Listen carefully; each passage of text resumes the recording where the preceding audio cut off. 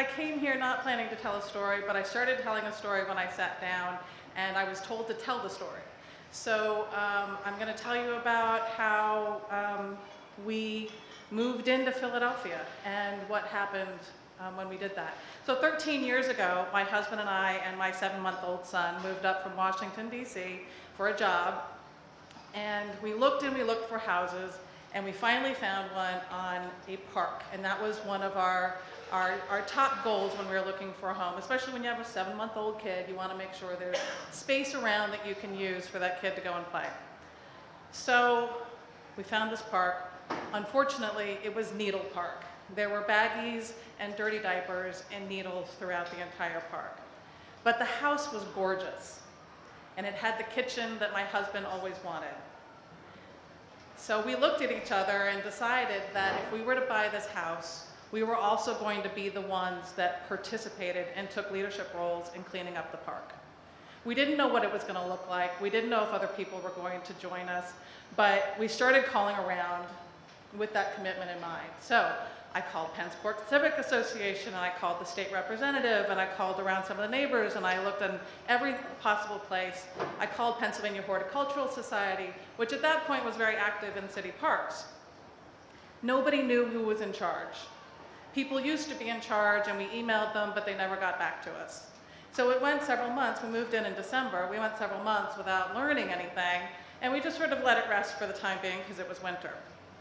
Well, every year there is a spring cleanup in Philadelphia, and we got a phone call 2 weeks before the spring cleanup from Pennsylvania Horticultural Society saying, no one has signed up for the cleanup in your neighborhood. Will you do it? And I took the phone, and I covered it because we're still on landlines. And I looked at my husband, I said, are we going to do this? And he said, yeah, that's what we said we were going to do. We're going to do it. So we tried to figure out what we needed. We didn't know anybody. It was winter in Philadelphia. We just moved into town. So we thought about all our resources. So I called my parents, and they decided to load up a car with a bunch of plants in Connecticut and hoses and stuff like that. And they decided to drive down. We posted flyers as much as we could. We again called the Pensport Civic Association and the state representative. The state representative decided to give us pizza. We called the South Philly Review. And in the first 6 months of living in South Philadelphia, we were on the front page of the South Philly Review. Clearly there was a need that something needed to be done. That day, it was pouring rain. It was 60 degrees. Our son was in his stroller with one of those plastic covers on it, and 60 people showed up. We thought it was going to be me and my parents out there planting in the rain. 60 people. From that day forward, everybody gathered and started thinking about how we were going to give this momentum some legs. Our trash pickup day is on Fridays. So what we decided was that on Thursday nights, people would gather, maybe have a drink, and walk around the park and pick up trash. Community event. My husband's name is Bob, and he and Micah would go around, and then it was 3 people, and then it was 4 people, and every Thursday night that's what happened. And so then we would take the trash, and instead of leaving it in the city garbage cans, we would add it to our own trash cans. And so we would sort of lighten the load across the entire community. Soon thereafter, we formed a nonprofit, the Friends of Dickinson Square Park. My husband is still on the board. Eileen Gargano, the president right now, has been a force. She's lived in the neighborhood for 20 years. People have been involved for the entire duration.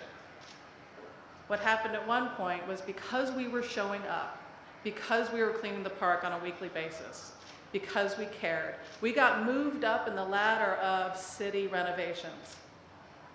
We had a community design collaborative group come in, bring the community together, ask what they wanted in the park. They made a bunch of lists, a bunch of drawings. The city used that to apply for matching grants from the state. We had a $3 million renovation brought into the park with 0 fundraising dollars done by us. One of the big problems that we had was that the lights were old highway lights that were up in the trees, these 100-year-old London planes. So they didn't actually get the lights to the ground. So the negative use of the park was still very dominant, and we needed to change that. lights are an enormous cost. So in a fundraiser's nightmare, we bring together some city officials, and they're texting throughout the entire meeting when we're asking for additional money, because it was between playground equipment and lights, or not doing it at all. They're texting in my meeting. At the end of the meeting, we say, okay, so we need $1 million in order to get the playground equipment for these children. And they looked up from their devices and said, done. My fundraiser's nightmare turned into a fundraiser's dream. We got the money, the park's beautiful, we have a totally new neighborhood, and really just because of natural turnover and because of positive use in the park. Thank you.